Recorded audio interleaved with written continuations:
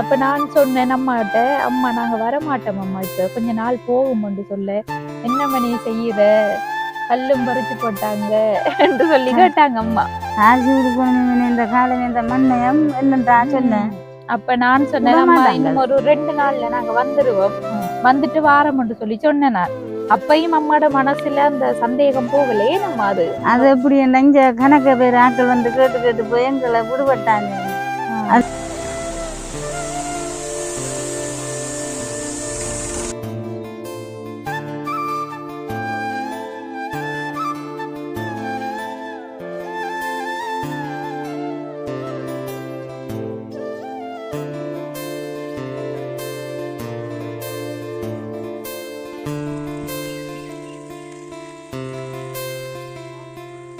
வாங்கி வருவாங்களா அப்படின்னு எதிர்பார்த்துனீங்களா? இல்லன்னு ஏன் அம்மா அவங்க நீ வர மாட்டாங்களா வந்து மறந்துட்டாங்க.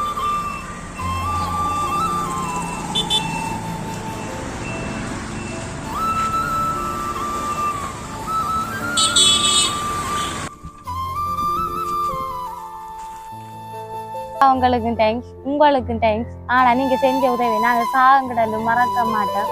எங்களோட அப்பா கூட எங்களுக்கு காசு தாரல, ஒரு இருந்துட்டு ஒரு 500 1000 ரூபாய் காசு அவர் தருவாரு. இந்த உதவியை நீங்க செஞ்சதுக்கு தேங்க்ஸ். அதோட நீங்களும் படிச்சு உங்களோட குடும்பத்தை நல்லா வைக்கணும். நீங்களும் நல்லா வச்சு இப்ப உங்களோட கிராமம் ஒரு பின்தங்கிய கிராமம், நீங்களும் 2-3 பிள்ளைகளை படிப்பிக்கலாம். என்னன்னு சொன்னா இப்ப நீங்க படிச்சு நீங்க உங்களுக்கு காசு ரீதிய உதவி இல்லாட்டியும் சொல்லி கொடுக்கலாம் பிள்ளைகளுக்கு படிப்பு. இந்த இடத்துல படிப்பு குறைவா தானே இருக்கு, எல்லா பிள்ளைகளும் படிக்கிற குறைவு, சின்ன வயசுலயே திருமணம் செஞ்சுட்டு போயிடுவாங்க. எனக்கு கால் பண்ணி என்ன தங்கச்சி வருவேலா, கல்லும் பறிச்சாச்சு என்று சொல்லி வட்டி சொன்னா. என்னண்டம்மா சொன்ன நீங்க?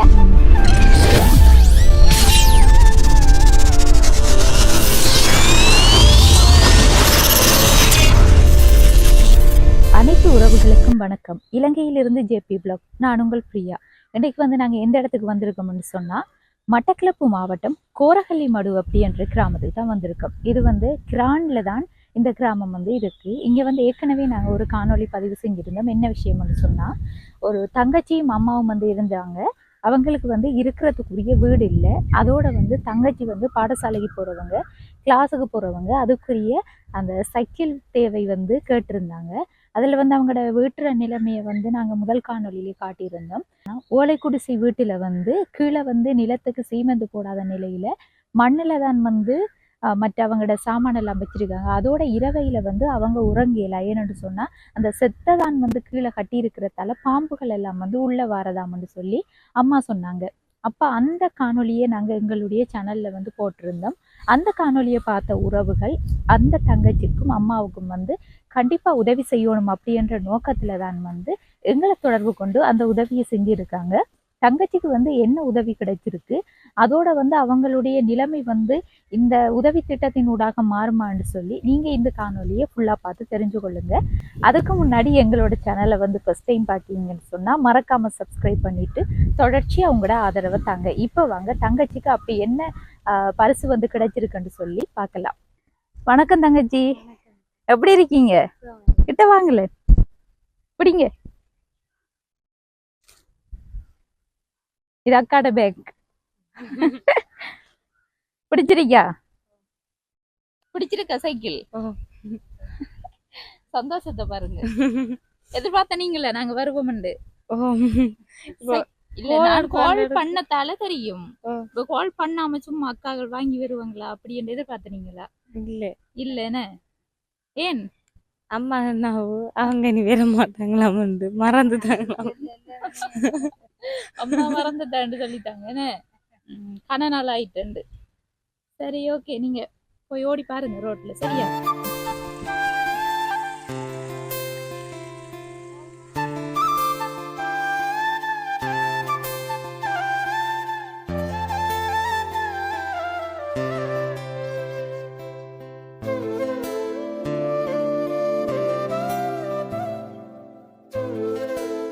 வணக்கம் அம்மா. வணக்கம். சரி, ஏற்கனவே அம்மாவை எங்களுடைய யூடியூப் சேனல்ல நாங்க பதிவு செஞ்ச காணொலியில நீங்க பார்த்துருப்பீங்க. அப்ப நாங்க பதிவு செஞ்சு இப்ப கொஞ்ச நாளா போயிட்டு தங்கச்சிக்கு அந்த உதவிகள் வந்திருந்தாலும் அதை செய்ய முடியாத ஒரு சூழ்நிலையா போயிட்டு எங்களுக்கு. அப்ப அந்த டைம்ல வந்து அம்மா கோல் எடுத்திருந்தாங்க, எனக்கு கால் பண்ணி, என்ன தங்கச்சி வருவேலா, கல்லும் பறிச்சாச்சு என்று சொல்லி வட்டிவா சொன்னா. என்னடம்மா சொன்ன நீங்க? கல்லு பறிச்சு ஒழிஞ்சு சொன்னேன். ஓ, கல்லு பறிச்சு தானே கடனா தானே பறிச்சு. அதுதானே. ஓ, என்ன விஷயம்னா நாங்க கல்லு பறிக்க சொல்லல, வந்த உடனே கல்லெல்லாம் என்ன விலை போகுதம்மான்னு தான் கேட்டேன் நாங்க. அதையும் கேட்ட உடனே நீங்க கேட்ட உடனே போய் அங்க கதைச்ச உடனே அவங்க சொல்லிட்டாங்க அப்படின்னா அப்ப பறிச்சும் கொண்டு வந்தாங்க. இந்நேரம் தான் இருக்கும் கொண்டு வந்து பறிச்சாங்க. நீ பறிச்ச பிறகு என்ன இது? நான் அதுக்கு முதல் போய் சொன்னேனா, காசு இல்லங்கிட்ட நீங்க கல்ல கொண்டு வந்துட்டு கொண்டு வர போறேன், எங்களுக்கு ஒன்றும் செய்யலாது என்று சொன்னேனா. அதான் எப்படியம்மா நாங்க இப்ப கல்லு பறிக்க சொல்லல, நீங்க எப்படி பறிச்சிருப்பீங்க? விலை கேட்ட நீங்க. ஓ, விலைய கேட்ட நாங்க இப்ப கல்லுக்கு காலையில அந்த மண் என்னன்னு சொன்னா, நாங்க திருகோணமலையிலயும் அந்த வேலை திட்டங்கள் செஞ்ச நாங்க அங்கத்தைய விலை இங்கத்த விலையையும் பார்க்கணும்னு சொல்லித்தான் கல் என்ன விலை மண் என்ன விலைன்னு சொல்லி கேட்டேன். அப்ப கேட்ட டைம்ல பார்த்தா அம்மா வந்து அந்த கல்லு விக்கிறவங்க உங்களுக்கு தெரிஞ்சவங்க, அவங்ககிட்ட போய் கல்லுக்கு விலை என்னன்னு சொல்லி கேட்க ஒரு லோட்டு கேட்டிருக்கீங்க. அவங்க உடனே கொண்டு வந்து கல்ல பறிச்சு போட்டாங்க. பிறகு காசு கேட்கலையா? காசை கேட்டவங்க நான் சொல்லிட்டேன், காசும் கட்டல. நான் ஏற்கனவே அறிவிச்ச உடனே ஓடி போய் இவங்க கல்ல கொண்டு வர போய் சொல்லி போட்டேன். ஓ, சொன்னேன்னா கல்ல கொண்டு. நாங்க வந்து அந்த டைம்ல ரிங்கோவுல நிக்கும் திருகோணமலை மாவட்டத்துல வந்து மூதூர்ல உதவி செஞ்சுட்டு இருந்தேன். அந்த டைம் தான் நீங்க எங்கிட்ட கோல் எடுத்து கேட்டேன். அப்ப நான் சொன்னேன் அம்மாட்ட, அம்மா நாங்க வரமாட்டோம் அம்மா, இப்ப கொஞ்ச நாள் போகும்னு சொல்ல, என்ன மணி செய்யற, கல்லும் பறிச்சு போட்டாங்க என்று சொல்லி கேட்டாங்க அம்மா. காசு கொடுக்கணும் இந்த காலம் இந்த மண்ணையம் என்னன்றா சொன்னேன். அப்ப நான் சொன்னேன் அம்மா இன்னும் ஒரு 2 நாள்ல நாங்க வந்துருவோம், வந்துட்டு வாரம்னு சொல்லி சொன்னேன் நான். அப்பயும் அம்மாட மனசுல அந்த சந்தேகம் போகலையே. நம்ம அது எப்படி இங்க கணக்க பேர் ஆக்கள் வந்து கேட்டு கேட்டு போய் எங்களை விடுபட்டாங்க. அதுல இருந்து இப்ப ஆக்கள் வார கேக்குற ஒழுங்கு எங்களுக்கு செய்யறல நம்பிக்கை இல்லாம போயிட்டு அதுல கொஞ்சம் தானே என்ன பிரச்சனை.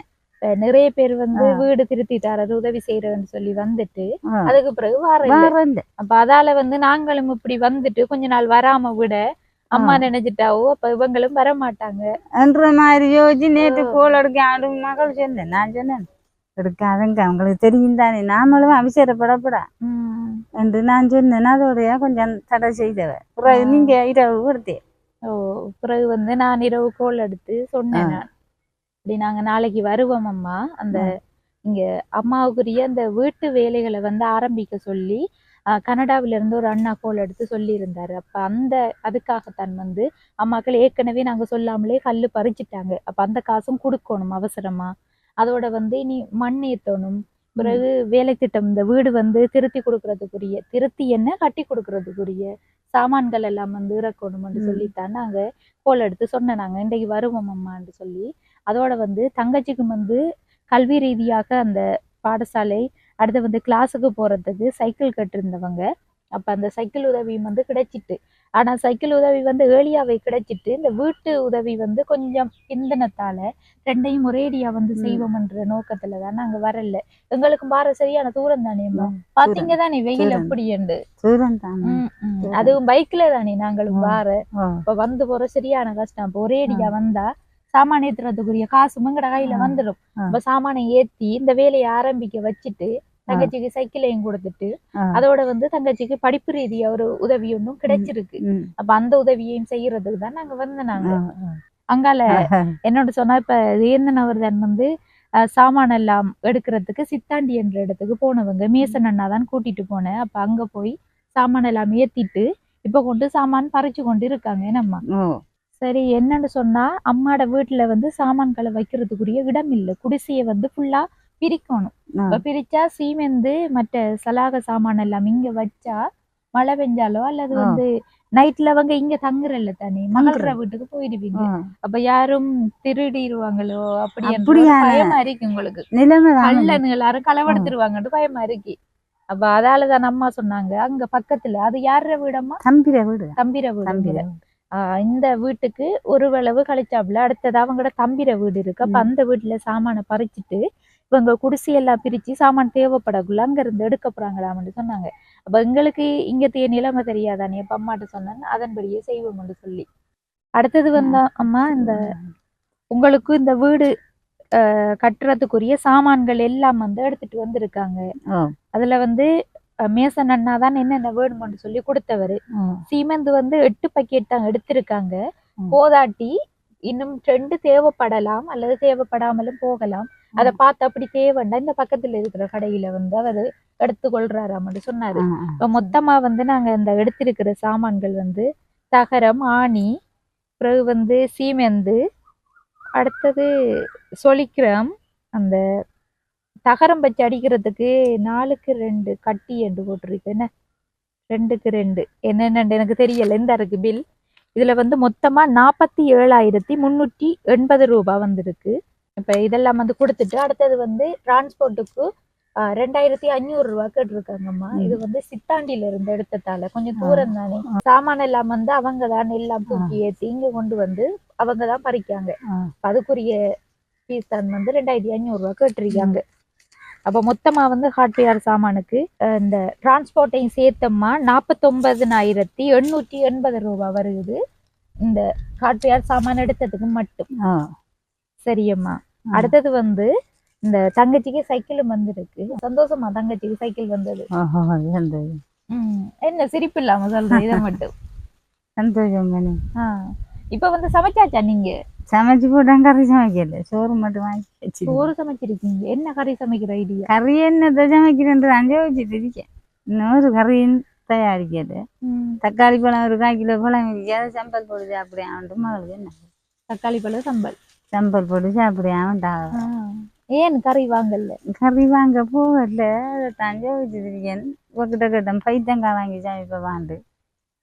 எதை கேட்டாலும் போ நான் என்ன இருக்கேன். அவருக்கு தக்காளி பழம் சம்பல் அவருக்கு பிடிக்கும். நமக்கு பிடிக்காது. நமக்கு அஜிமா தானே.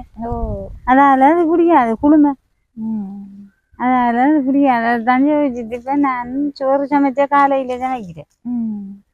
காலையில சமைச்சிருவேன். செம்பக்கையும் கூட செய்யலன்றேன். இப்ப வந்து நான் 2 மணி ஆக போகுது. 1:45 மதிய டைம்.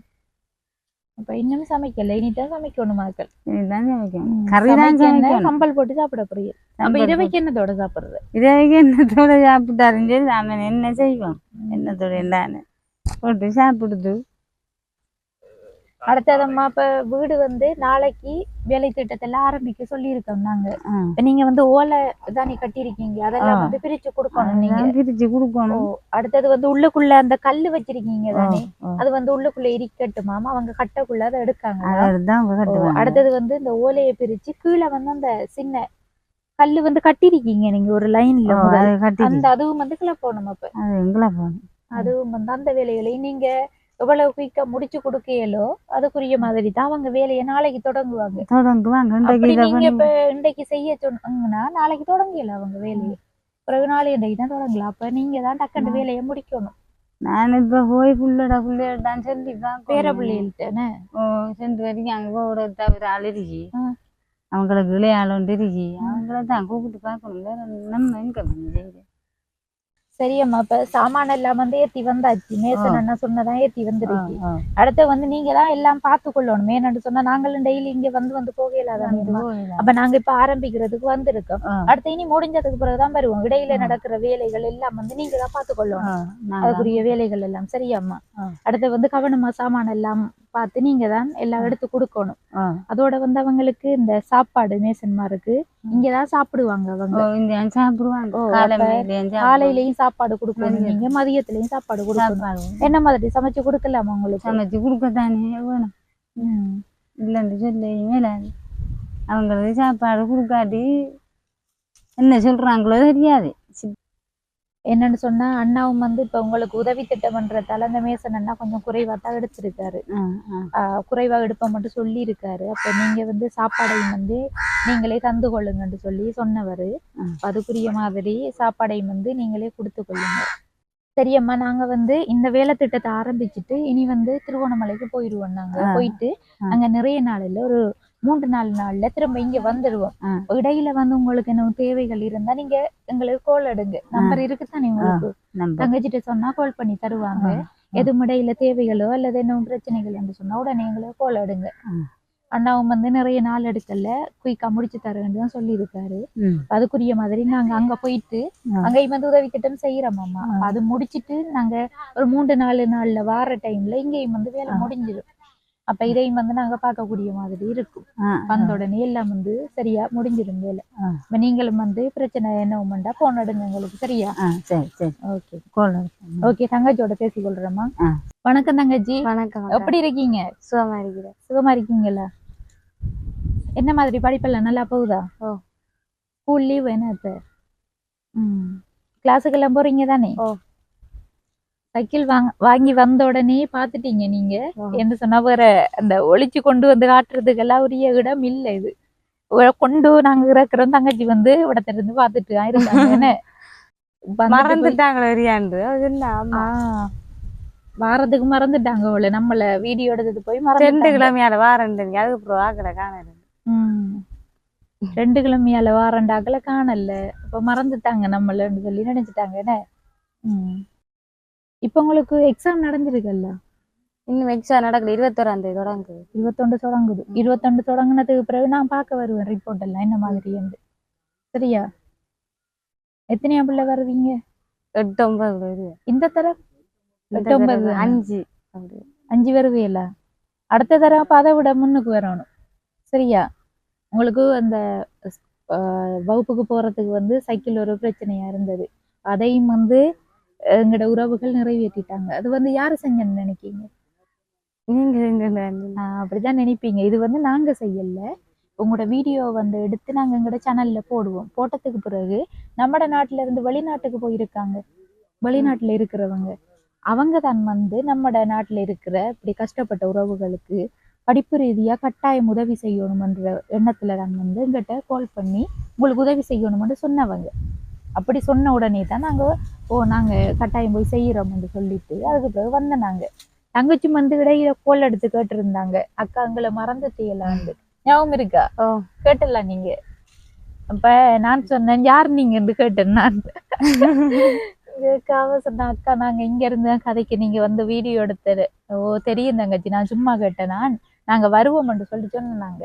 அப்பயும் நாங்க திருவண்ணாமலையில தான் நின்றனாங்க. வந்து கேளாத ஒரு சூழ்நிலை. அதோட வந்து இந்த சாமான் இப்ப அங்கே பறிபட்டது என்ன சாமான் எல்லாம். அந்த சாமானுக்குரிய காசு எங்கட கையில கிடைக்கல. அப்ப அதாலதான் 2 தரம் வராம ஒரேடியா வந்து செய்வோம்ன்றது கொஞ்ச நாள் வெயிட் பண்ணிட்டு இருந்தாங்க. சைக்கிள் எல்லாம் ஓடி பாத்தீங்க தானே? பிடிச்சிருக்கா? சைக்கிள் எடுத்து தந்த யாருன்னு சொல்லி கண்டிப்பா நம்ம தெரிஞ்சவள தானே வேணும். பிரான்ஸ்ல இருக்கிற மரகதலிங்கம் சிவகணேசன் ஐயா அவர்கள் தான் வந்து தங்கச்சிக்கு சைக்கிள் எடுத்து கொடுக்கணும் என்ற நோக்கத்துல வந்து 50,000 ரூபாய் பணத்தை எங்களுக்கு அனுப்பியிருந்தவர். அதுல வந்து சைக்கிள் வந்து இங்க சரியான விலையா இருந்துச்சு, 48,000 ரூபாண்டு. அப்ப நாங்க சைக்கிள் எடுக்கிற கடையிலேயே வச்சு ஐயாவுக்கு கால் எடுத்து பேசி இருந்தோம். என்னன்னு சொன்னா ஐயா இங்க வந்து சைக்கிள் 48,000 சொல்றாங்கண்டு. அப்ப அவர் சொன்னாரு ஒவ்வொரு இடத்துலயும் ஒவ்வொரு விலை, பிரச்சனை இல்லை நீங்க எடுத்துட்டு போங்கன்னு சொல்லி. அப்ப நாங்க ஏறாவூர் டவுன்ல இருந்து தான் சைக்கிள் வந்து எடுத்துட்டு வந்தோம். நாங்க இதான் வந்து சைக்கிள் எடுத்துட்டு வந்த பில். சைக்கிளுக்கு வந்து 48,000 ரூபாய். அதுல வந்து டிரான்ஸ்போர்ட்டுக்கு 2,000 ரூபாய், 50,000 ரூபாய் வந்து சைக்கிளுக்கு முடிஞ்சிருக்கு. இது வந்து தங்கச்சி 20 வருஷ வாரண்டி போட்டிருக்காங்க இதுக்கு. இந்த பில்லை வந்து கவனமா வச்சுக்கொள்ளுங்க. அதோட 2 மாதத்துக்குள்ள சைக்கிள்ல எதுவும் பிழைகள் வந்தா அவங்க வந்து ஃப்ரீயா இணைக்கி தருவாங்களான்னு சொல்லியிருக்காங்க. அந்த ஐயாவுக்கு வந்து எங்களுடைய யூடியூப் சேனல் சார்பாக மனமார்ந்த நன்றியையும் வாழ்த்துக்களையும் தெரிவித்துக் கொள்கின்றோம். உங்களுக்கு சைக்கிள் எடுத்து தந்த ஐயாவுக்கு அங்கிள் தான் வந்து எடுத்து தந்திருக்காரு. அந்த அங்கிளுக்கு நீங்க என்ன சொல்ல விரும்புறீங்க? அவர் வந்து வீடியோ பார்ப்பாரு. ஸ்கூலுக்கு இவ்வளவு நாளும் போற நடையில அப்ப எங்களுக்கு ஒரு ஆள் வந்து வேட்டவர் சைக்கிள் தருவேன்னு சொன்னவர். அவர் மாதிரி அஞ்சால பக்கம் பாடுறதும் இல்லை, சைக்கிள் தாடுறதும் இல்லை. அது பிறகு இவங்க அந்த அக்காவும் இந்த அண்ணாவும் வந்தவங்க இப்படி ஒரு உதவியை செஞ்சவங்க. நீங்கள் சைக்கிள் தந்ததுக்கு ரொம்ப தேங்க்ஸ். தந்தது வந்து சிவகணேசன் ஐயா தான் தந்தவர். அப்ப அவருக்கு வந்து சொல்லிக் கொள்ளுங்க. இந்த சைக்கிளை தந்தவங்களுக்கு சிவகணேசன் அவர்களுக்கு ரொம்ப ரொம்ப தேங்க்ஸ். ஓகே தங்கச்சி, ஓகே. மற்றது வந்து உங்களுக்கு படிப்பு ரீதியா இன்னொரு உதவி வந்திருக்கு. உங்கள்கிட்ட வந்து நான் அந்த அக்கௌண்ட் திறக்க சொல்லி சொன்னேன். நான் அது வந்து 18 வயதுக்கு மேற்பட்டா தான் நீங்க காசு எடுக்கலாம் அக்கௌண்ட்ல இருந்து. அதால அம்மாவோட அக்கௌண்ட் நம்பர் தான் நாங்கள் வந்து எடுத்துகிட்டு போனேன். அப்போ தங்கச்சிக்குரிய இந்த வகுப்புக்கு போகிற செலவுகள் அதை வந்து ஒரு ஐயா அனுப்புறேன்னு சொல்லியிருக்காரு. இது வந்து ஜெர்மனில் இருந்து ஒரு உறவு தான் அனுப்பியிருக்காங்க. அவங்க வந்து தங்களுடைய பெயர் குறிப்பிட விரும்பல. அவருடைய கடைசி வாட்ஸ்அப் இலக்கம் வந்து 7579 இருக்குது. அந்த வகையில் ஜெர்மனில் இருந்து தங்கச்சிக்கான கல்விக்கான உதவி பணத்தை அனுப்பின ஐயாவுக்கு ரொம்ப நன்றியை தெரிவித்துக் கொள்கின்றோம். அதில் வந்து ஐயா சொல்லியிருந்த முக்கியமான விஷயம் என்னன்னு சொன்னால், ஒவ்வொரு மாதமும் அனுப்பாமல் இந்த பணத்தை வந்து 3 மாதத்துக்கு ஒருக்கா தங்கச்சிட அம்மாட அக்கௌண்ட்டில் வந்து போடுறேன்னு சொல்லியிருக்காரு. அப்போ ஐயா போட்டதுக்கு பிறகு எங்களுக்கு ஒரு மெசேஜ் சொல்லுவார் போட்டு தந்து. அப்போ நான் உங்களுக்கு கால் எடுத்து சொல்லுவேன். சரியா? இப்போ வந்து உங்களுக்கு ஒரு முற்பணமாக அந்த ஐயா வந்து கல்விக்கான உதவிக்காக 25,000 ரூபாய் பணத்தை அனுப்பியிருக்காரு. பாருங்க, இதை எண்ணி பாருங்க, 25 இருக்காங்க.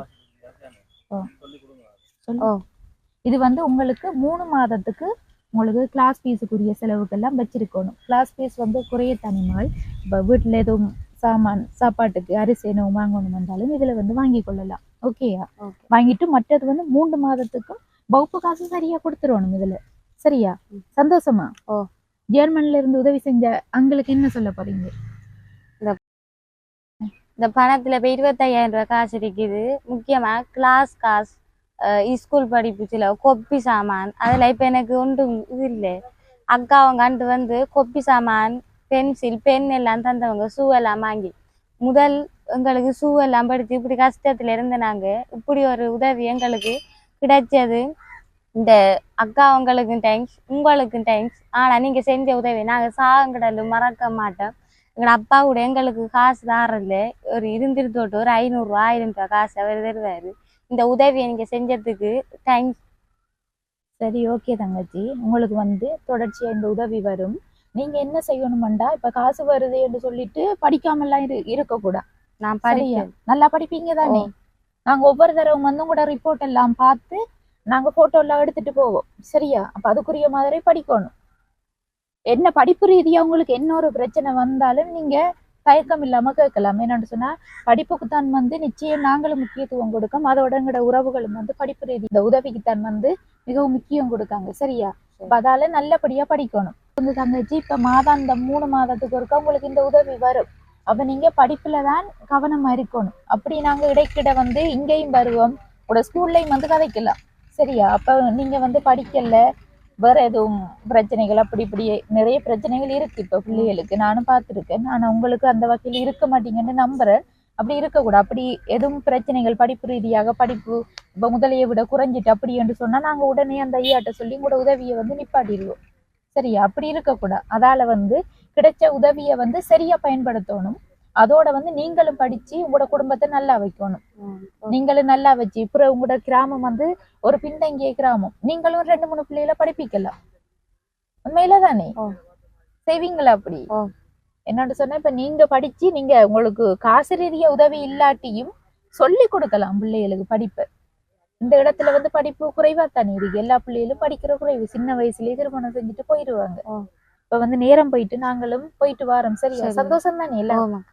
இந்த காணொலியில நிறைவு தருணத்துக்கு வந்துட்டோம். இதுல வந்து முக்கியமான என்ன விஷயம்னு சொன்னா, தங்கச்சாக்கள் வந்து குடிசை வீட்டுல சரியா கஷ்டப்பட்டுட்டு நைட்ல வந்து சாப்பாட்டு சாமானையும் வந்து தூக்கிட்டு இன்னொரு வீட்டுக்கு போய்த்தான் நைட்ல உறங்கிட்டு திரும்ப காலையில இதே இடத்துக்கு வாரவங்க. அப்படி கஷ்டப்படுற ஒரு வாழ்க்கையை வந்து மாற்றி அமைக்கணும்னு சொல்லி எங்களோட புலம்பெயர் உறவுகள் நினைத்ததன் காரணமாக வந்து தங்கச்சாக்களுக்குரிய வீடு வந்து அமைச்சு கொடுக்குற வேலை திட்டங்கள் வந்து நல்லபடியா ஆரம்பிக்கப்பட்டிருக்கு. அதுக்குரிய சாமான்கள் எல்லாம் வந்து ஏற்றியாச்சு. அதோட தங்கச்சிக்கு கல்வி ரீதியாக வந்து சைக்கிளுக்கு உதவி செஞ்ச பிரான்ஸ்ல இருந்து மரகதலிங்கம் சிவகணேசன் ஐயா அவர்களும் அதோட வந்து தங்கச்சிக்குரிய மாதாந்த படிப்புக்குரிய உதவியை வந்து செஞ்சிருந்தவங்க ஜெர்மனில இருந்து ஒரு ஐயா செஞ்சிருந்தாரு. அந்த வகையில வந்து எல்லோருக்கும் எங்களுடைய யூடியூப் சேனல் சார்பாக மனமார்ந்த நன்றியை தெரிவித்துக் கொள்கின்றோம். அதோட வந்து கனடாவில இருந்து ஒரு அண்ணாதான் வந்து தங்கச்சிக்குரிய இந்த வீட்டை திருத்தி கொடுக்கணும்னு சொல்லி உதவி செஞ்சிருந்தாங்க. அவங்க வந்து யாருன்னு சொல்லி இந்த காணொலியில கடைசியா முடிக்கக்குள்ள, அதாவது வந்து வீடெல்லாம் கட்டி முடிச்சதுக்கு பிறகு இன்னொரு வீடியோ ஒன்று நாங்கள் எடுப்போம். இந்த வீட்டுக்குரிய உதவியை செஞ்சது யாரு, அதோட வந்து அது தொடர்பான செலவு விவரங்கள் எல்லாம் வந்து தொடர்ச்சியா அந்த காணொலியில வந்து பார்த்து தெரிஞ்சு கொள்ளுங்க. இந்த காணொலி தொடர்பான கருத்துக்களை கட்டாயம் கமெண்ட் பண்ணுங்க, லைக் பண்ணுங்க, ஷேர் பண்ணுங்க. மீண்டும் மற்றும் ஒரு காணொலியை சந்திக்கும் வரை உங்களிடமிருந்து விடைபெறுவது ஜேபி பிளாக். பாய்.